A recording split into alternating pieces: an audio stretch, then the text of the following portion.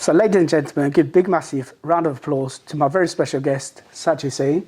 So, welcome to the show first and foremost. Thank you. And no problem, and thank you very much for your time. Most welcome. So, you are running courses to help people, and you're doing it for free. So, tell the viewers a bit about that. Yeah, so I've got a free program I'm running at the moment where I'm helping people find deals, and people say, why are you running a free program? I think there's about 700 and something people on it. And there is an alternative motive to this. And I believe at the moment, we will probably find the best opportunity to find deals, property deals. The reason for that is because the market's slowing down. And the best people to buy property from are people that need to sell, that are keen to sell, people that are motivated, people that will be flexible in the price.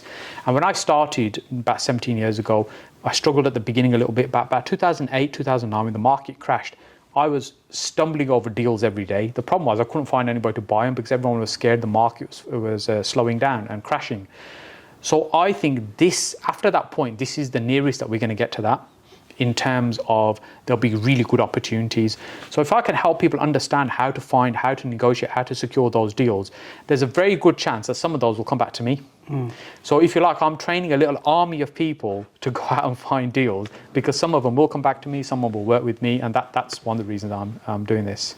Okay, and in terms of the course, how long is the free course that you're offering? This is a 5-day crash course I'm doing. I've never done it before. It's the first time I'm doing it. Okay. Yeah, it's online for 5 days. We're running it for. It's really keep giving you the basics to understand. This is where we need to look for property. This is the type of people we need to target in terms of conversations. This is what to say, how to say things to them. That's essentially what we're focusing on. Okay, and how would, of the viewers, if someone's watching this, and is interested in joining the course, how do they go about joining the course? Yeah, so probably by the time this goes out, that program will come to an end. And I would say just keep an eye on my social media. I'm very active on most platforms.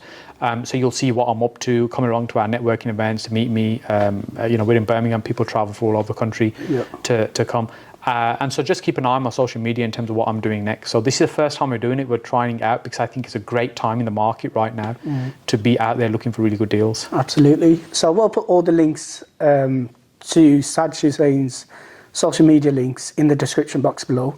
So please do check them out and do look out for the next free deal sourcing or free course available. Thank you. So how long have you been in property for? So nearly 17 years now. It's coming up to 17 years since I've been involved in property. I say involved because I wasn't doing any property or doing any deals for probably a good 2 years. Because I really struggled at the beginning trying to find deals, and because I didn't really understand what I was doing. I'd got involved in property because I thought this is a good way to build long-term income, sustainable income, maybe even generational. These are the kind of deals I might do that might live beyond me. Maybe my kids can benefit from those. And that's what got me thinking about property. I've always been a big fan of the Sunday Times Rich List. I've literally collected every magazine since the first one back in 1989, I think it was. And I'd look through that and I'd understand these people made so much money from this type of business or that type of business. But so many of them either made money from property or they make money in property and then keep it in property. So for example, like Sir Alan Sugar, or Lord Alan Sugar, is somebody I followed for a long time because IT was my background. He was one of the few people that were visible in our space as somebody we look up to, say, what they're doing in the business. And so although he had a computing company, when he sold it, most of his money went into property. So these are the kind of things that got me curious and interested in property. But when I got involved in the space, when I started going to try and learn, there was a few books, there was a couple of forums. This is before Facebook. And there were maybe 5 or 6 property networking meetings in the whole country. Oh, wow. I mean, now there's like 5 in every town, city, anywhere you go, there's like, a handful of property networking events. But then there were very few. So I would travel up and down the country, try and meet people, trying to learn from people, picking up little bits of information. I didn't have much money, literally very little money. So it was really hard to try and get this information, because I couldn't really go on many courses, paid courses, because I didn't have the funds. So I was trying to scrape all these bits of information together, trying to understand how to do things. People talking about no money down, HMOs. These are kind of strategies that were really prevalent at the time. And I'd take a little bit of information, try and apply it, but I just wasn't getting any results with that. I'd struggled to get the results. I felt like I was doing all the things that people were doing, but I wasn't getting the result. And often it's little nuances that we don't realize that we might not be doing correctly. And also, I wasn't really committed to doing it properly, because I'd try a little bit, oh, that doesn't work, let's try something else. And it's very easy for us to do that even now. We tried this thing for 2 months and then we're off doing that thing for 3 months. Then I'm now going to do crypto for 6 months or whatever. And we jump around all these things. Where really all of these things to some extent work. I mean, I don't know anything about crypto, I know about property, but all of these things will enable you to make money. We see other people making money from it, so we know it's possible. But what we fail to do is commit fully, is give it all the effort it needs to get the result. Like if you're going through school, college, university, and you want to get to university, you've got to do your A-levels, and if you think, what, I just can't be bothered to turn up, I'll register and maybe just doss around for a couple of years, and then I'll go to uni. Well, if you don't pass your A-levels, you ain't going to get to university. If that was the goal. In the same way, if you don't put the effort in, you ain't going to get the results. So, like we mentioned, the free program running, there's 700 and something people on that program. I can promise you there'll be many in that group that won't do anything. Well, I can't control that. They've said, I'm interested, but if they don't put the effort in, the hard work in, nothing's going to come from that. So, at the beginning, what I found, I wasn't really committed. I was jumping around, trying different things. That's why I wasn't getting a result. And it's only when I started focusing on one thing and I said, okay, this is one thing. And at that time, as a mentor, started guiding me a little bit. And they said to me, look, forget everything. All these other strategies you're trying to learn, forget them. Just do one thing that you're doing quite well anyway, which is source property. Go out there, talk to sellers, agree deals, and then sell them on to other people. And I was by then I was involved in a few networks, and I'd go meet lots of people. So my network was growing. So it actually became very easy to secure deals and just sell it over there, and then I'd secure something here and sell to that person over there. And that's really how I got started. So it's almost like gone full circle. Today I'm ranting and raving about this is the time to start finding and securing deals again, because it's it's been a long time since that circle has come round all the way around. Okay, so let's talk about the first 2 years. Yes. When you're doing a bit of this, doing a bit of that. How did you finance yourself? Did you have any income at all? Oh, I really, really struggled to kind of get by. I was just kind of dabbling, doing little bits of this and just trying to get by. And even I did a little bit of mortgage broking for a little bit. I thought, that will get me involved in property, and I really didn't like that. I did it for a little while. So I was scraping by, just getting little bits and pieces. But I was really, really struggling. I'd kind of go for lunch. I'd kind of put my hand in my pocket and think, how much money have I got? Can I get lunch? Am I going to buy a 99p chicken and chips again for lunch, or can I afford anything else? And it really, I look back now and sort of joke about it a little bit. But it was tough, and I can understand, when people go through a tough time, and it's difficult to see how they're going to come out of that. But the reality is, when we look in the mirror every morning, when we're at the bathroom, we look in the mirror, that person we see in the mirror is the only one that can change your situation. By you making the decision that I want to do something different, that I'm going to do what it takes to get me out of this situation to be able to start moving forward. And I was clutching at different straws, trying different things, and that's really why I wasn't getting the result. And someone said, look, just stop everything. Just listen to me. Just stop doing all these other things. You're wasting your time, and just do this thing. That's and having the faith to say, okay, he's more experienced. He's trying to guide me. Let me listen to what he's saying. Okay, at least let me try it. And it started to work. And that's what really helped me. And then if you're selling a deal for 2,000, 3,000, 4,000, occasionally like even £8,000 sell the odd deal for, that really then helped, because that for me was that was a lot of money.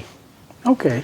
And in terms of deal sourcing, every deal could be different, take a different timescale. Yes. How long does it typically take to actually source a deal? Yeah, so this is a great question. So when we talk about sourcing, I break it down a little bit. So we use the term sourcing very loosely. What it means is finding. What are we finding? What we're looking for is, what I say is, where is there an opportunity to profit from this property? That's what we're looking for. Which means, okay, if I see this property, how am I going to make some money from it? Or how is somebody else going to make some money from it? And how can I help them make some money from this property? And if they can make some money from it, they'll pay me a fee. That's what I tend to think about. So I think, okay, so what's the benefit? Someone says, that's a house there. It's a bit cheap, going cheap. What does that mean? How cheap is cheap? So we have to be able to understand, where's the opportunity in that particular property to make money? And so when we talk about sourcing stuff, what we're looking for right now, where I think the focus should be, is what I call motivated sellers, people that are keen to sell. Now, if somebody puts their property up for sale, they phone the estate agent, they come around, they stick a for sale sign outside, and they sit back and they think, right, there was some motivation in that person. They want to move house or whatever it might be, for them to call the agent and get a for sale sign outside.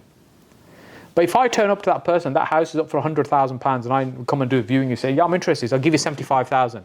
They're going to give me a slap in the face and throw me out the house. Yeah. Because they are not motivated enough. Now, let's take that same scenario.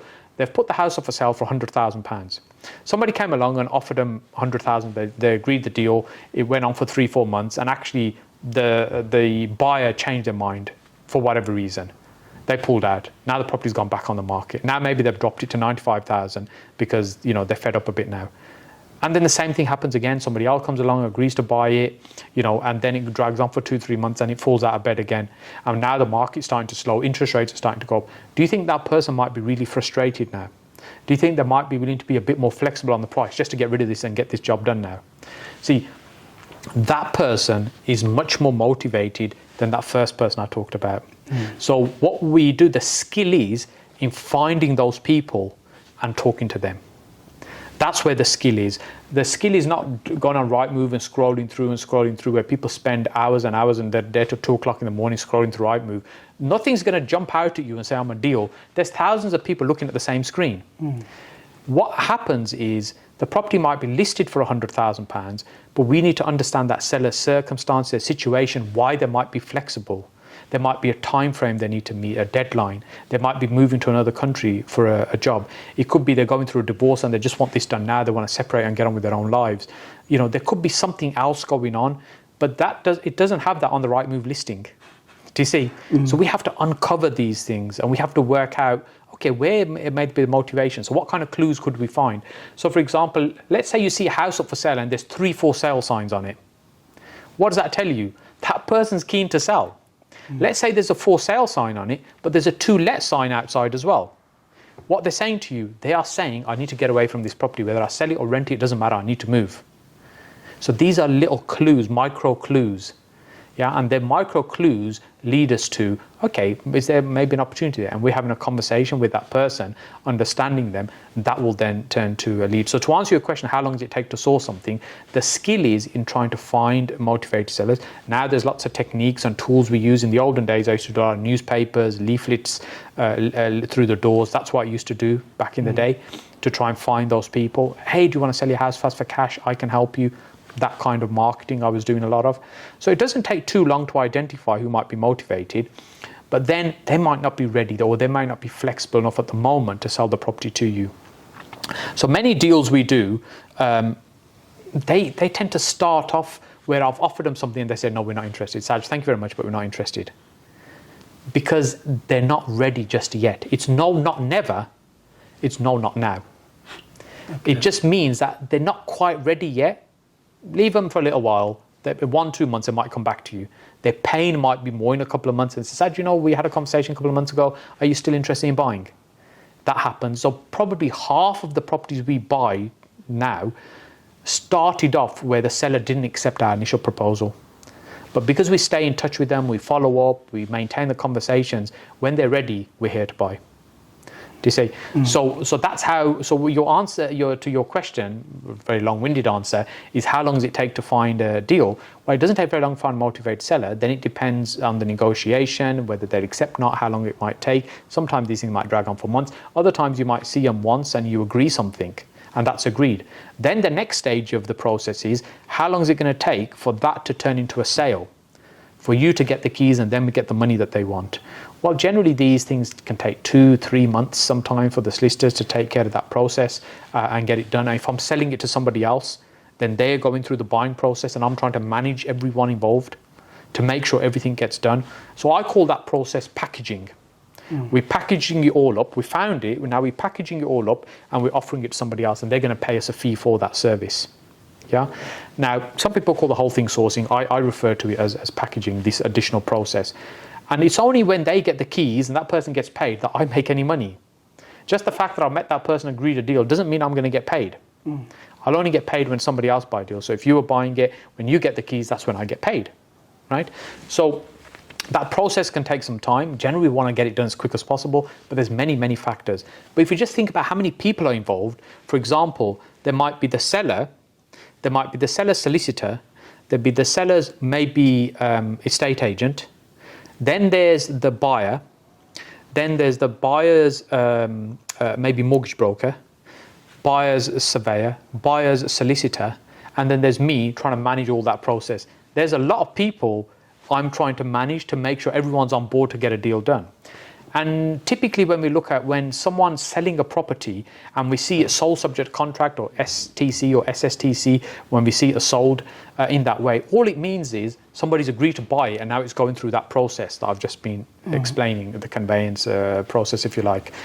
And during that process, 1 in 3 deals just fall out of bed for whatever reason. They never reach that completion. That's the typical stats in this country.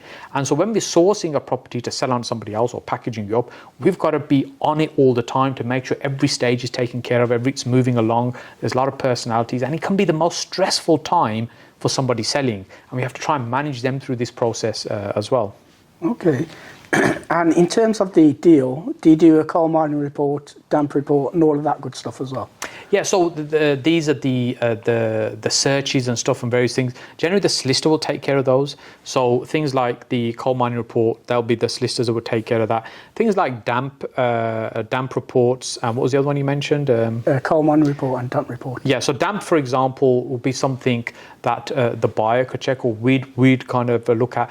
And a good sourcer would generally give a good, honest report of the property of what they can see.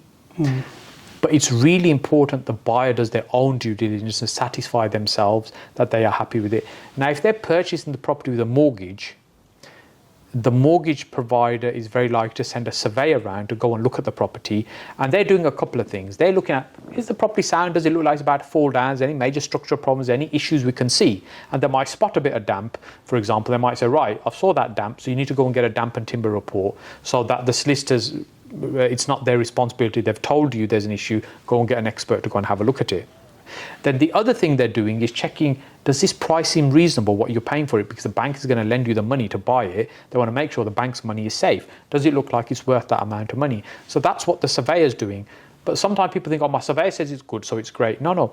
The surveyor's job is to protect the bank's money, not to do a good report for you. That's not who they're, you might have to pay for their time, but it's the bank they're working for. So if we're new and inexperienced, we really should take somebody that has some experience to look at that property for us. Now, that could be a surveyor. It could be the same surveyor, you pay them to do extra things in terms of more thorough check. But personally, I think it's much more beneficial to take someone like a builder, for example, who's experienced, who understands what they're looking at, who'll tell you actually that bit of damp there is just condensation, you wipe it off, it's not a problem. Or they might look at it and say, actually, that could be quite a substantial problem. It looks like the joist could be rotten, it looks like there's some water leaking somewhere, maybe the drains are damaged. In fact, it could even be that the corner of the house is starting to sink slightly because all the water that's being collated. That's just an extreme example. But if you don't know what you don't know, how would you recognize that? So it's really important that we're utilizing expertise around us to help us. Yeah, absolutely. So moving on to service accommodation, rent to rent, there's quite a lot of people on social media that I've seen who are like, yeah, rent to rent, I got my first property, this, that and the other. What are your thoughts on that? Do you think the market is oversaturated in terms of rent to rent? So I was speaking to somebody earlier today about this, about rent to rent. I first started teaching rent to rent about 8 years ago. So we were doing it ourselves probably 9-10 years ago. And then about 7-8 years ago, I was running some courses on rent to rent. And what we would do at the time, we'd put together a script and we'd ring the letting agent up and say, oh, that property you got available to let, do you think the landlord might be interested in a long-term let with a guaranteed rent? This is like the pitch that we had at the time, the script that we were following to try and get the deal secured. And they might say, well, maybe. I said, well, could you speak to the landlord, see if they'd be open to that? Maybe we can have a look at it. But if you did that today, that same script, the letting agent would say to you, oh, do you mean rent to rent? Because the market's more educated about that. So there's more people doing it. The agents are aware and understand what you're doing. Some of the agents are doing it themselves. So it is more difficult to get the properties at the right price, because what you're doing, really, you're buying something at this price and you're selling it at this price. You're buying rent in at this price. For example, you might be paying £800 rent to the landlord. You're buying in at £800 a month. Then you're trying to sell it at, say, £1,200, and you might have some costs and trying to make a profit in the middle. That's essentially the concept of what you're trying to achieve. Now, if the cost of buying it in starts to increase, then it squeezes your margin. Unless you can try and improve the overall income you're selling it for, what you're generating, it makes it hard. And with these type of strategies, unfortunately, some people sell the idea of get rich quick, this time next year you're going to be a millionaire just by clicking these few buttons. It's complete nonsense. It's hard work. But those that take the time and effort to build something and build it carefully can create a great income from it. And what you've got to consider is how's the market changing? The property market changes all the time. It's constantly changing, new regulation, interest rates have changed, something else may have happened in the market. Things are constantly evolving and changing all the time.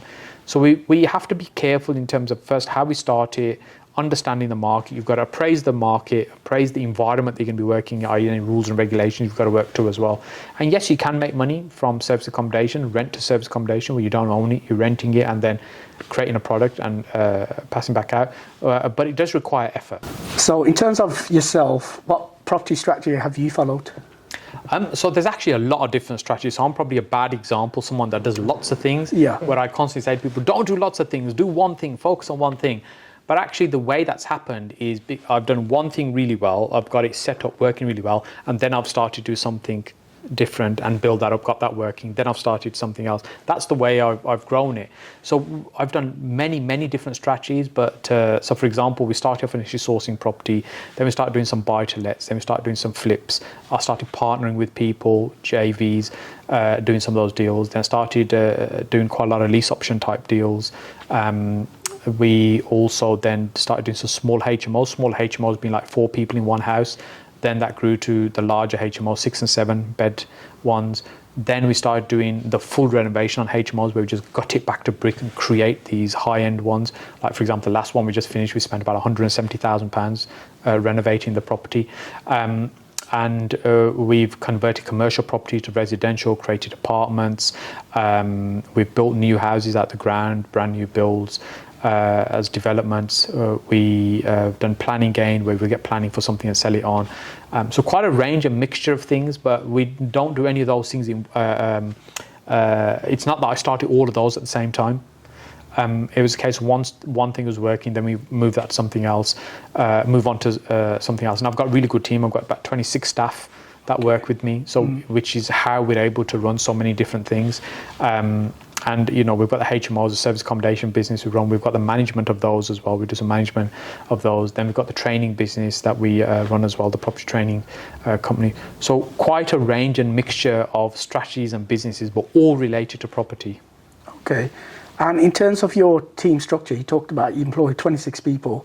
So do you have a certain arm of the business, for example, HMOs, a specific team managing HMOs, another one specifically for training?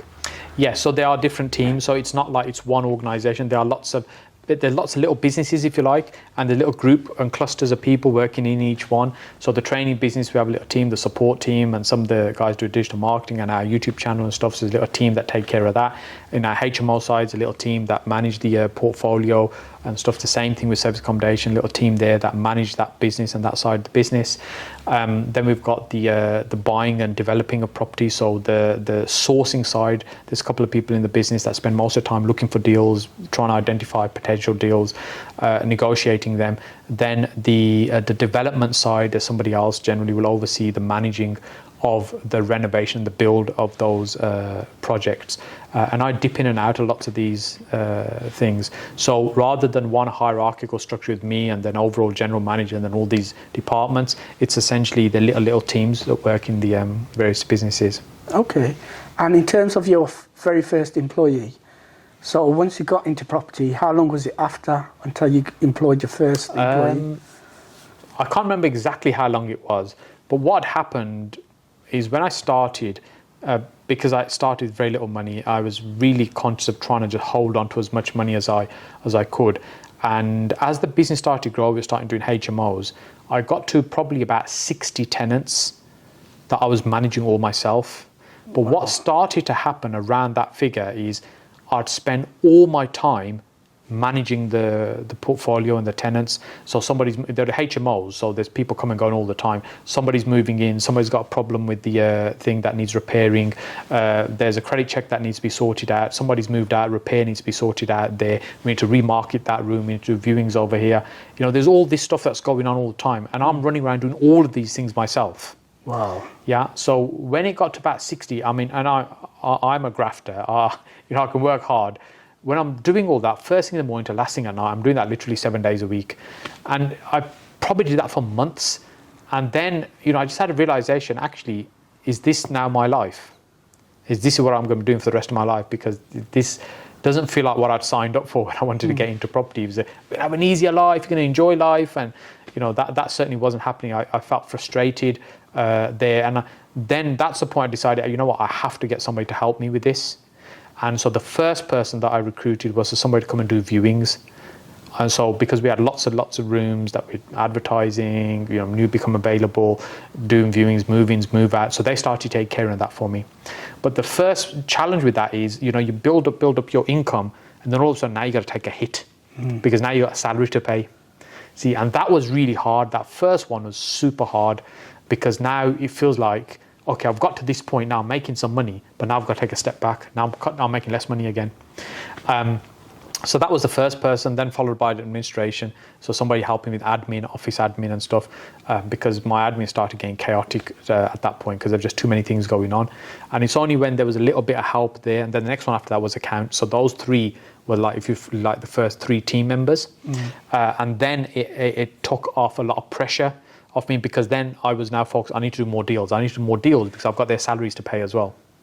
Okay. And then it started to progress again, move forward. But then what we did with the lettings business, as the lettings started to grow, about 500 rooms we ended up at in terms of stroke owning, managing in the lettings business, we started managing other people's properties as well. So what happened then was, now we started to make an income from what was a cost. So rather than their salaries being a cost, now that business was actually making money because it's managing other people's property. So then that would pay for themselves. Do you see? Okay, yeah. And they'd take care of my own properties as well at the same time. So that's how my route to taking on staff worked. Because previously, we haven't talked about, I ran an IT company for about 14 years. You know, even there I had 20-something staff as well. And, you know, I managed to make a lot of money there, but I messed it up and literally lost everything there. And at that time, you know, I was still feeling a lot of pain of, you know, having all this staff, and I didn't really want to take any more staff on again. So that taking that first person on was a big jump for me. Okay, so I'm now going to employ somebody again to try and help me. And then after that, as it starts growing, you just have to add more people in, otherwise you can't keep growing. Absolutely. So you mentioned you had 60 properties before you took on your first person. How long did it take you to build up 60 properties? Yeah, so this is 60 tenants. So these were rooms. So 60 tenants. So for example, typically you say between 4 and 6 people per house. That's what it was. I think about it in context of units, i.e. how many units. So that house has got 4 units. That house has got 6 units because that's how many incomes we're collecting. Yeah. And I can't remember the exact time frame when we got to that, but it was a gradual thing because for a long time I was just sourcing and selling deals. I wasn't keeping anything. And the first deal that I was actually involved in where we kept it was a deal I was trying to sell to somebody, but the person buying it had bought deals off me before, but he wasn't really confident on my numbers on this particular one.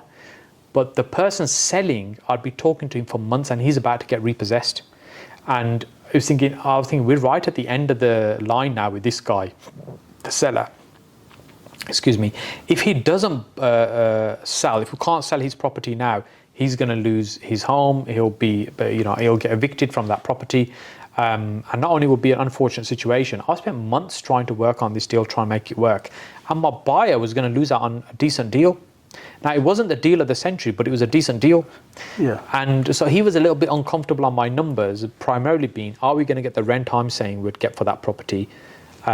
And they needed a little bit of work. Could we do all that work in that budget I was suggesting to him? So in the end, I said, look, you know what? This thing's going to fall apart. What to do is you buy the deal and, I'll get the work done for you. You pay me, I'll get the work done for you in that price that we've said. and I'll get it tenanted for that amount that I said we'll get it, because I'm confident in my numbers. And if we do that, then just give me a share of like the rent or something. And that was like my first accidental joint venture. Yeah. You see, so what happened, he bought it and then we partnered on the profit essentially. And, I started getting a little bit of money. I can't remember what it was now, but it wasn't very much. It was like 20, 30 quid or something. It was a very small amount that I was getting as my portion of that particular property. But then after a while, I realized actually this money now comes into my account every month.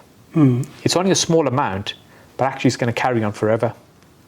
And that really got me thinking about, I need to start thinking about acquiring and holding on to property rather than just selling all these great deals. Because I'm selling a deal, I'm charging $5,000, that person's making 50.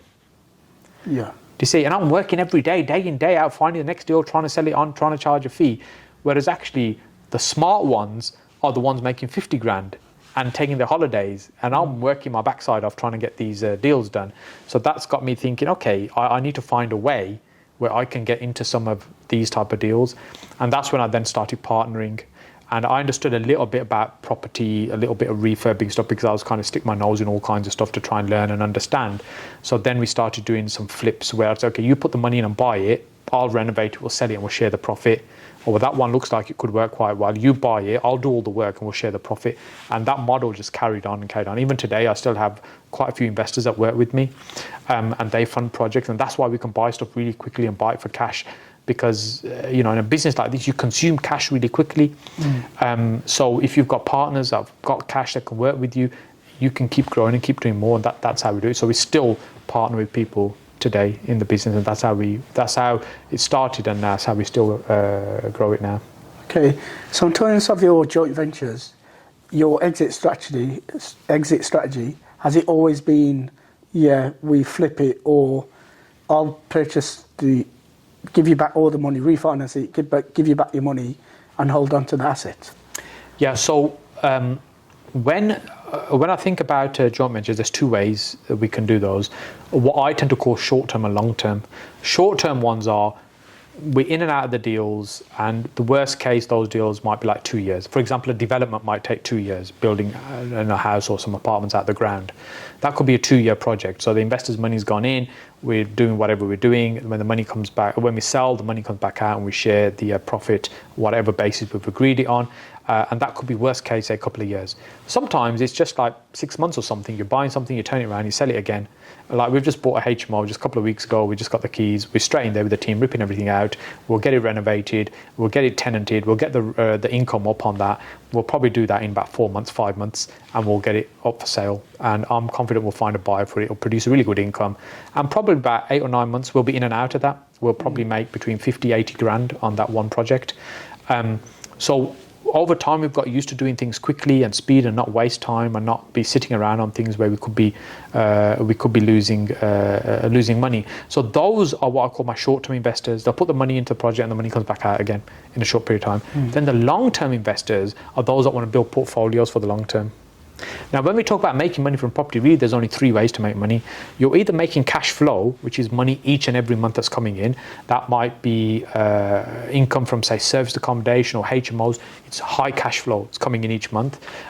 Or you could be cashing out. Cashing out is like when we're flipping. We buy something, renovate it, and we sell it, and then we get a big payday. We might 30, 50, 100 grand, whatever it might be on that property. And that's what I call cashing out of the deal. And then the third method is equity. You're building up equity for the long term. Now, many people in this country, when they're buying property, if we look at what our parents or maybe our grandparents paid for a property, 20, 30, 40 years ago, compared to what those values are today, they are so much higher now than they were then, because our belief is in this country, property prices just keep rising. Over time, yes, we're about to go through a slowdown, the price will come down a little bit, but then they'll go back up again. We believe that, and that's why we invest in property. So something that's worth 100,000 today, in 20 years' time might be worth 200,000. So that's equity, what I call you're building equity for the long term. So let's say somebody is a high-earning doctor or a surgeon, for example, earning a couple of $100,000 a year. They don't need more cash flow. They don't have a really good salary. They're making great income. They want to invest that money for the long term. They want to invest it so maybe they can retire a bit earlier. Maybe their kids will have a great future. So they're thinking about equity. If you want to leave your job and replace your job and do property full time, then what you're looking for is high cash flow. And it may be you've got a job that you enjoy doing, but you've got chunks of cash and you want to do a little sideline, then you might be flipping property to cash out. See, so depending on what you want to achieve, you'll pick one of these three types of strategies. So with my investors, I tend to think about which thing are you trying to achieve? Are you trying to build equity for the long term? In which case we're long-term investors. We should be looking at HMOs that we partner together with for next 10 years or whatever.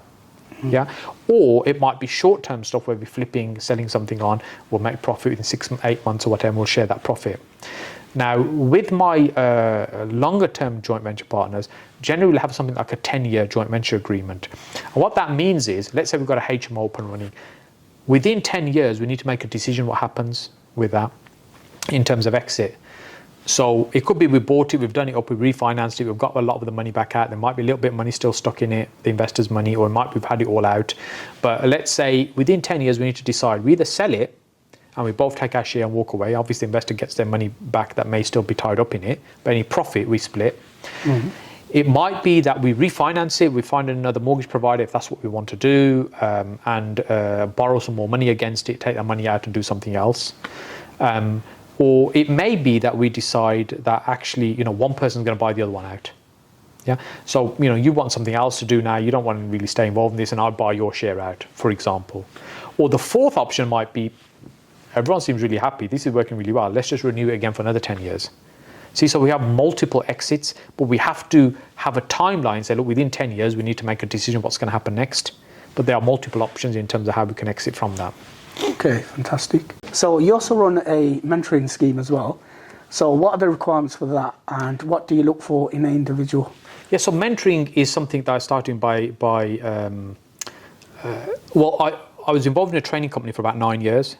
And by the time I left that, I was doing some mentoring, coaching, training for them, for their students as well. And I really enjoyed it, helping other people as well. And I thought, actually, you know what, I want to do my own version of this. So about 4 or 5 years ago, I thought, right, I'm starting my own mentoring. And what that means is I'm just going to understand what you want, where you are right now, where you want to get to. Let's work out a route which is going to be the best route for you to get there. Because over the years, I've built up a huge amount of experience in different strategies, so we can formulate what's going to be right for you. And then really my goal is to help you and support you in getting that result by minimizing your mistakes and accelerating the results. And that's really the way I see mentoring. It's quite personalized. And so I look after a group of people in that way. So it's fairly personalized.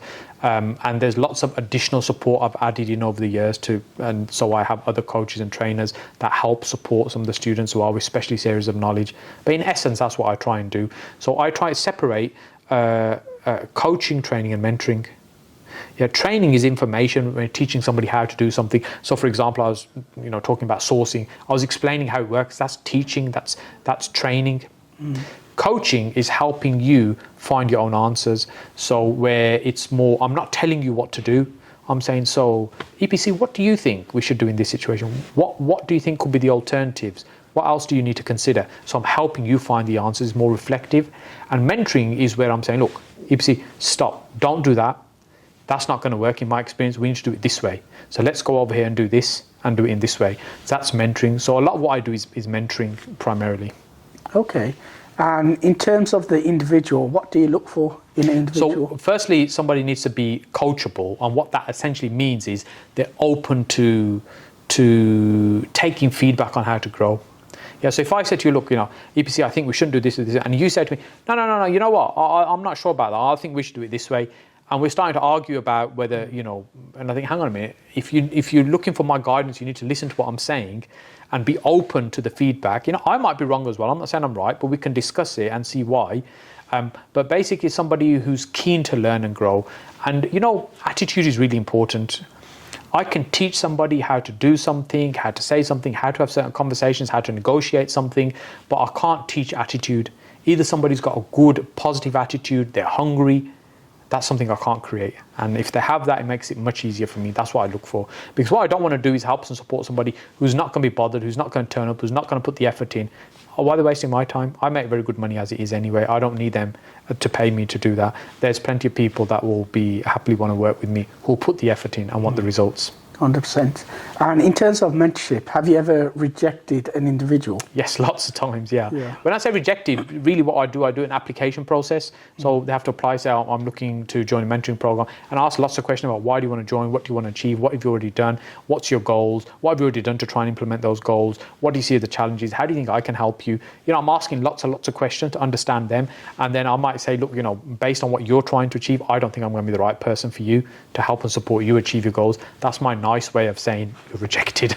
Yeah, okay. And when you reject someone, do you give them an alternative person to refer to? Maybe not an alternative person, but I might suggest other things they could do to help themselves, in terms of what they could do to move forward, to progress. Because sometimes it isn't the right time for them. I might not be the right person for them right now to help them in what they want to achieve. Okay. So let's say someone's watching this and they want to go into property. What advice could you give them? Well, ultimately, first of all, you have to think about what is it you're trying to achieve. Property is really exciting because, we're going to make loads of money. Okay, that's fine, but there's many different ways to make money in property. Loads of ways to make money in property. And which route do you want to follow? Why do you want to follow that route? And even, when we consider that, what I tend to start with, so for example, if someone's working with me in terms of mentoring, I'm going to mentor somebody, we spend about half a day at the beginning trying to strategize and work out which is going to be the right way. And what I'm trying to understand is, right, what strengths do you currently have? How much time have you got? How much money have you got? How much experience have you got? What other contacts do you have that might be beneficial? What transferable skills do you have? So for example, if someone's an IT project manager, they might be able to project manage a building site because some of those skills are similar. So we think about transferable skills. If someone's in sales, we think actually you might be very good in talking to people and negotiating, for example, deals. So we think about all these things in order to work out which strategy might be right for them. So for example, if somebody is going to be very introverted, they love their analysis, their spreadsheets, there's no point me saying to them, right, we're going to do rent to rent, go off to the agent, say this to them and go and get those deals, because that's way outside their comfort zone. It doesn't mean they can't do it and they can't learn it. But my view on these things is it's better to be outstanding at certain things than mediocre at everything. Yeah, so let's find your strengths and let's just double down on that. And let's use the strategy that's going to work well with that to get you the best results. Okay, fantastic. So you've got quite a few properties. So I wanted to ask, when you drive around in your car, do you have any tools in your car? So let's say, for example, you visit one of your properties and something needs tightening, like a screw, like a lock or anything. Do you have any tools in your car to assist with that? I don't. I carry no tools in my car. I never really have done. I used to have lots of keys with me, and because when I was at the properties in and out all the time, and I'd have the gas meter keys and the electric ones so I could go outside, get meter readings, especially on our HMOs and stuff. But actually more and more as time has gone on, what we do is very, very smart technology led. So a lot of our properties are completely digital. There's no keys anywhere. It's all codes. Codes automatically change when somebody moves out, a new person comes in. We have CCTV in the properties. We know who's there, who's in and out of the properties. In the communal space, in the outside space, and obviously not in their personal spaces. But it's very tech-led business, the way we run it.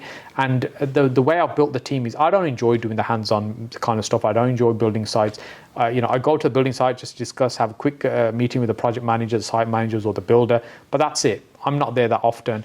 And there's a property I went to see to film a podcast at earlier this week.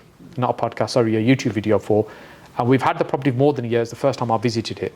And that's not unusual. We've done that a number of times because there's other people in my team I trust that can actually make the right decisions for us in the business.